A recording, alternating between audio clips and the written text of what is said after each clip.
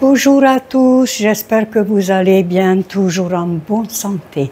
Je tiens à vous remercier pour tous vos gentils commentaires. Avec la musique et la bonne humeur, et après, tout va pour le mieux. Et après, on va parler de boulimie.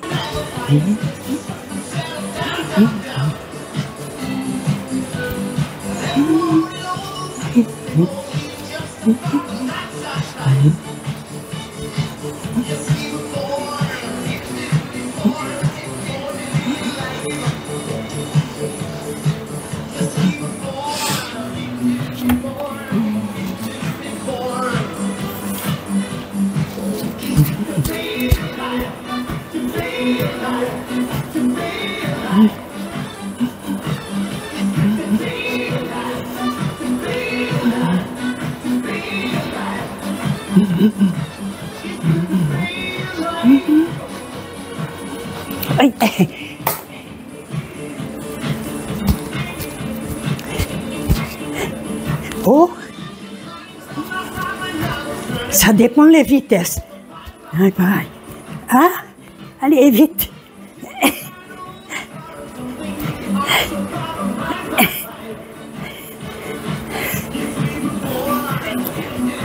J'arrive pas encore bien doser la vitesse.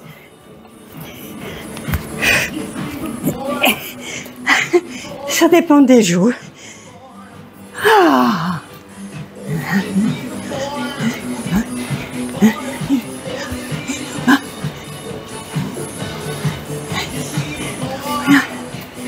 Bon.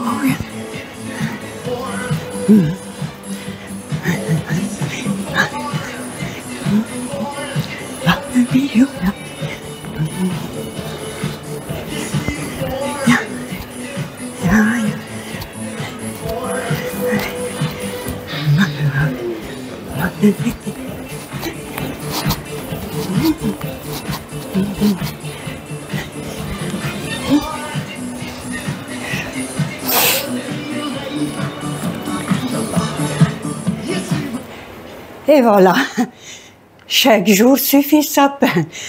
Alors, pour la corde à sauter, c'est terrible pour moi.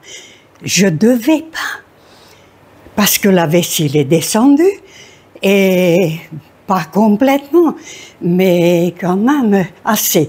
Et si je fais pas attention, qu'est-ce qui va se passer? Ben, ça va redescendre comme avant. Et il était là.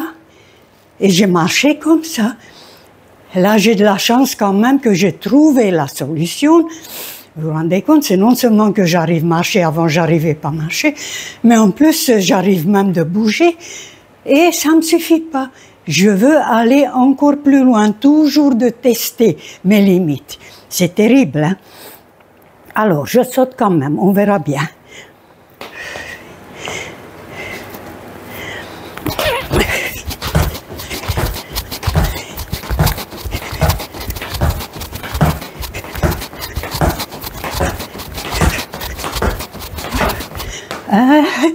Il y a l'appréhension. Ah, bon, alors, en plus, un petit peu d'équilibre. Là, c'est pareil, j'ai pas beaucoup d'équilibre. Alors, j'ai remarqué quelque chose, parce que je voulais voir avec le hémisphère gauche et droite, les croisés, et j'essayais ça. Oui, mais voilà. Il n'y a pas beaucoup d'équilibre, ça n'a l'air rien, et pourtant, si je fais vite, ça va. Mais dès qu'il faut rester quelques secondes, voilà. Ça, c'est quand même important, l'équilibre. Et derrière, c'est pire encore. Là, il faut travailler. Voilà. Ah. Alors, après, toujours pareil pour le croisé. Donc, oui, il y a des jours où j'ai difficulté pour descendre. Voilà. Aïe.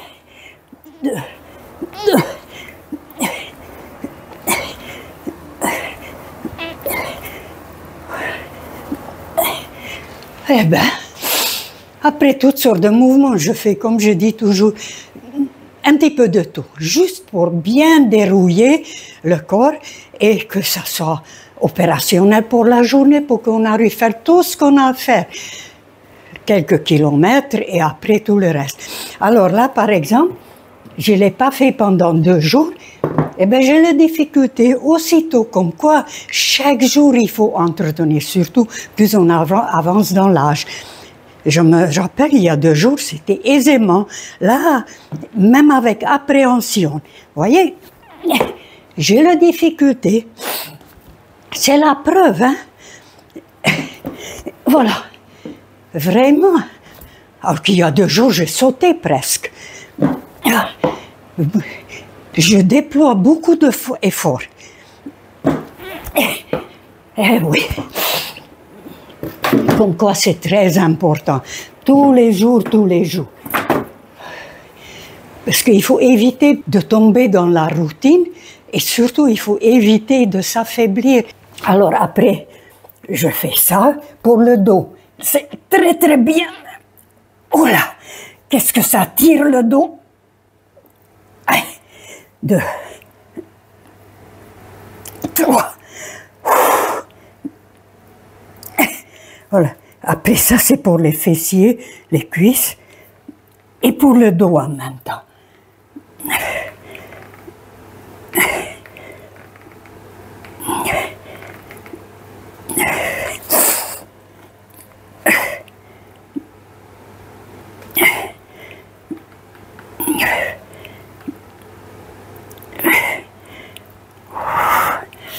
Ah, toujours pareil pour le manche à balai. Ça, on se sent bien, tout simplement. Je ne sais pas si ça a beaucoup redressé. J'ai l'impression quand même que je me tiens plus droit. Alors, donc, toujours pareil. 1, 2, 3, 4, 5. Voilà. 1, 2, 3, 4, 5. Voilà. Alors, après, toujours pareil, un petit peu de musculation. Voilà, 2 kilos, 2 kilos. Alors, 1, 2, 3, 4, 5, 6, 7, 8, 9, 10.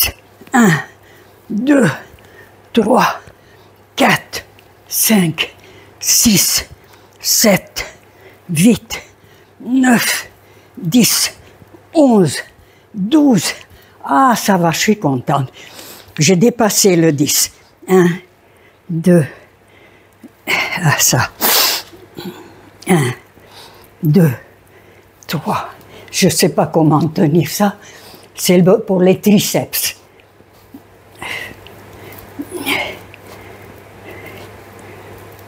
Ouais, c'est à peu près ça. C'est le grand à peu près. Alors, excusez-moi, encore mon mouchoir. Ah. Ah. Je jongle entre le chaud et froid. J'ai froid, je mets un petit peu de chauffage, mais je ne supporte pas le chauffage. Alors, comment faire? Alors là, toujours pareil. Voilà. Ça, c'est l'équilibre. Pour moi, l'équilibre, c'est ça mon point faible. Voilà. Du fait que je me tiens droit, j'ai peur de tomber en arrière.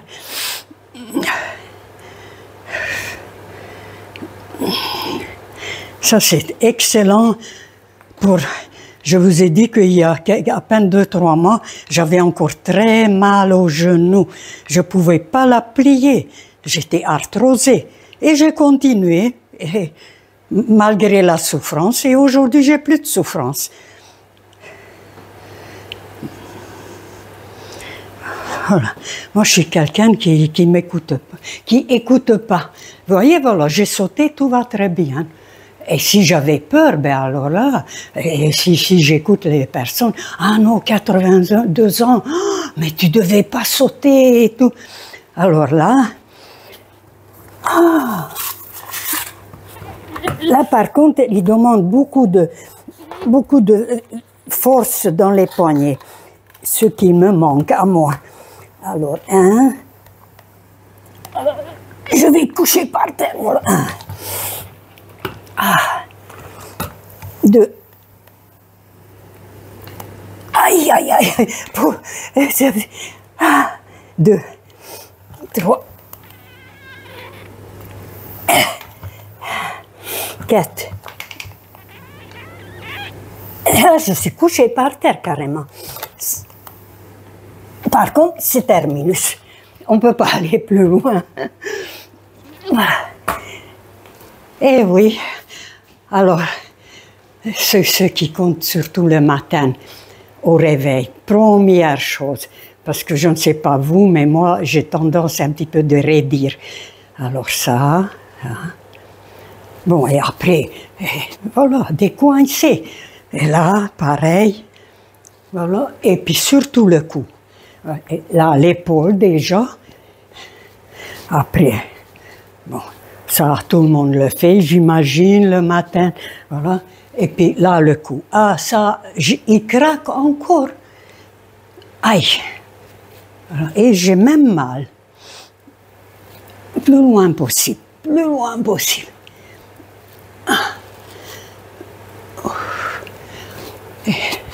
Et puis surtout, il faut travailler l'équilibre par tous les moyens, trouver quelque chose, parce que ça, c'est le plus important de garder l'équilibre. Voilà, alors je vous ai dit que je vais vous parler de boulimie. Pourquoi? Parce que j'ai vécu cet enfer pendant 20 ans. Donc, je sais exactement de quoi je parle. Et je crois que tout le monde a entendu déjà parler de boulimie.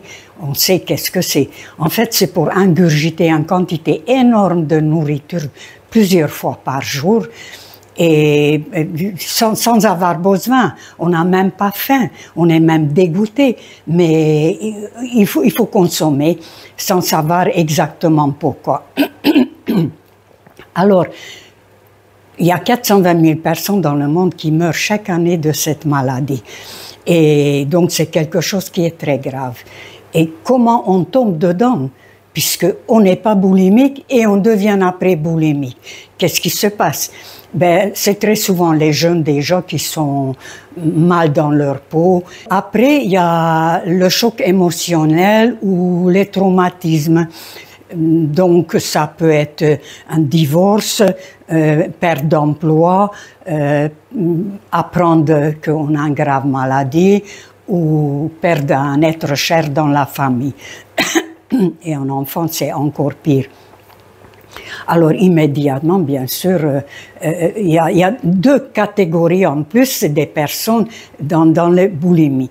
Alors, ceux qui gardent l'aliment, ils deviennent obèses par la suite, voire même obésité morbide, et d'autres qui l'éliminent, qui les vident, ces aliments. Ça, c'est moi. C'était moi. En fait, je vomissais 5, 6, 10 fois par jour. Imaginez-vous, c'est quelque chose qui est pas beau, ça sent mauvais. Et je dirais même que certaines personnes qui sont victimes de cette maladie, après, ils se renferment sur eux-mêmes parce qu'ils ont l'impression qu'on le sent de loin. Et on le sent. Parce que moi, ça m'est arrivé d'aller dans une réunion et on a dit « Oh, ça sent le vomi ». Heureusement qu'on était nombreux, on ne savait pas qui. Pourtant, je me suis lavée, j'ai pris le douche avant et tout. Mais c'est tellement imprégné, c'est même psychologique. Et c'est très grave parce qu'en plus, on ne sait pas quand est-ce qu'on va sortir de cette boulimie. Alors, parfois, on traîne 1 an, 2 ans, tout dépend le traumatisme. Si c'est un traumatisme léger, ça peut durer 1 an, 2 ans. Et si c'est un traumatisme très, très lourd, ça peut durer 15, 20 ans, comme moi. Et on s'en sort jamais. Alors, donc, moi, comment je suis tombée, moi, dans la boulimie? Jusque 60 ans, tout allait bien. J'ai mangé comme tout le monde, j'avais une bonne fourchette, c'est tout. À 60 ans, on m'a annoncé qu'un de mes fils s'est suicidé. Immédiatement, mon cerveau m'a plongé dans une choc. Et heureusement d'ailleurs. C'est une sorte de léthargie, anesthésie. On est incapable de réagir à rien du tout. Moi, ça m'a duré 15 jours. Et heureusement d'ailleurs, parce que le cerveau, il a le temps d'encaisser cette information, de l'analyser, de gérer, et de donner une solution par la suite. Mais si imaginez-vous qu'il ne nous plonge pas dans le choc. Notre cerveau, il ne nous plonge pas dans le choc. Il encaisse direct, il n'a pas le temps d'analyser. Et alors, qu'est-ce qui se passe si on réfléchit, si on intellectualise seulement, sans être plongé dans le choc? On s'est dit, mais qu'est-ce que je fais là maintenant sur cette terre? Ma vie, il vaut pas grand-chose, il vaut rien. C'est absurde de continuer de vivre. Alors, soit je me laisse aller, soit je vais partir tout de suite après mon fils. Donc, c'est même pour notre bien qu'on est dans cet état de choc. Donc, chez moi, ça a duré 15 jours. Une fois, je vais passer les détails parce que encore ça fait très très mal comment ça s'est passé. Donc, après cette certaine laps de temps, je sors et immédiatement je me suis jetée sur les aliments, sans avoir faim, mais alors là, pas du tout. Et en plus, tous ces aliments, ils étaient déjà dans le frigo depuis 15 jours. Les fromages, ils étaient complètement périmés. Il y a certains qui étaient même déjà moisis. J'ai pêle-mêle, pourvu que c'était quelque chose qui est comestible, qui était, on pouvait il fallait frénétiquement, il fallait combler le vide. En fait, c'est normal parce que on ressent un énorme vide. Et cette vide, comment on va combler maintenant? Bon, comme certaines personnes, ils trouvent le moyen. S'ils sont un petit peu logiques ou pragmatiques, ils trouvent. Et d'autres, plus émotifs, ben, ils trouvent rien. Alors, ils comblent par tous les moyens cette vide. Et ça sera les aliments. Alors, moi, une fois, après, j'étais tellement dégoûtée. Parce que c'est sale, c'est dégoûtant, on se culpabilise, on n'est pas bien. Allez, vite aux toilettes, mettre les doigts et sortir. Avec toutes les acidités, vous imaginez qu'est-ce que c'est. 5-10 minutes après, recommencer, rebolote, parce que c'est encore vide. Encore les quantités énormes. Il y avait un demi-poulet rôti, il y avait du fromage et tout. Et quand il n'y en a plus rien, on file vite dans le magasin pour ramener vite la même quantité. Pêle-mêle, n'importe quoi. Et c'était surtout sucré, salé et gras. C'était toujours, chez moi, c'était poulet rôti, saucisson, fromage, pizza, millefeuille. Toujours, jamais de fruits, jamais de légumes. Année après année, 20 ans, sans jamais fruits et légumes, pas de vitamines, c'était que du gras et tout. Tout ça, il est parti aux toilettes en plus. Des centaines de milliers d'euros qui sont partis aux toilettes. Parce que c'était jusque 10 fois par jour. Hein, et c'était parfois 3-4 000 feuilles en un seul repas. Une demi-poulet. C'est incroyable que j'ai tenu 20 ans. Incroyable. Mais bon, entre-temps, bien sûr, il y avait des tas de cortèges de maladies. J'ai traîné. Déjà, j'ai eu un AVC. Je m'en suis sortie par miracle. Et puis après, probablement Alzheimer parce que j'avais plus de mémoire. Parkinson, c'est sûr, je tremblais comme ça. Donc, tout ça, ça y fait parce que j'étais complètement déminéralisée. C'était une carcasse vide. Et au bout de 20 ans, ça tenait plus. Moi, heureusement, j'avais ma petite chihuahua. C'est elle qui m'a tenue. On m'a fait cadeau, tout de suite après que je suis sortie de choc, on m'a fait cadeau parce qu'ils ont compris qu'il faut que je m'accroche à quelque chose. Et cette petite chienne, elle m'a aidé de tenir. Elle a vécu 19 ans avec moi. Heureusement qu'elle était là. Et pour le reste, donc, après 20 ans, c'était fini. Psychologiquement, je voulais encore rester, mais physiquement, je tenais pas. Un jour, je suis tombée et je suis partie. Donc, j'ai expérimenté la mort imminente. Après, je suis revenue. Bon Dieu, il m'a dit, tu dois retourner, tu as encore plein de choses à faire là-bas, etc. Donc, je suis revenue. Et immédiatement, j'ai compris que ça ne peut pas continuer comme ça, qu'il faut changer quelque chose. Et là, déjà, la volonté, il pouvait intervenir. Avant, non. La volonté, il n'intervient pas du tout. On est téléguidé. C'est pas la bouche qui monte, c'est pas l'estomac, c'est le cerveau qui demande et c'est la main. C'est le cerveau qui guide la main. Vas-y, vas-y, vas-y, vas-y. Et là, la volonté, il est intervenu. Et je me dis maintenant, comment... Et ça ne se passe pas de jour au lendemain non plus. Parce que le circuit de récompense, il continue de demander. Et dans ces cas-là, je me dis, il n'y a qu'une solution, c'est de tout changer. Faire croire au cerveau que ça nous fait plaisir.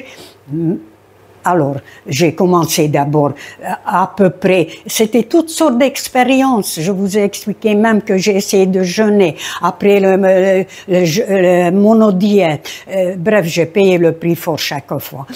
Mais petit à petit, je suis arrivée à équilibrer à peu près. Maintenant, je suis dans le jeûne séquentiel, je mange tel aliment et je ne bouge pas. On m'a demandé dans les commentaires comment vous faites pour ne pas résister, pour résister à des tentations. Mais parce que je connais les conséquences. Il n'y a que deux solutions, mourir ou vivre. Il n'y a pas troisième. Être ou ne pas être. Et c'est tout. Donc, à partir de là, c'est facile. Voilà, bon, c'était ma petite témoignage. J'espère que ça peut être utile à quelque chose et je vous souhaite une très belle journée, très bonne santé. Je vous embrasse, à bientôt.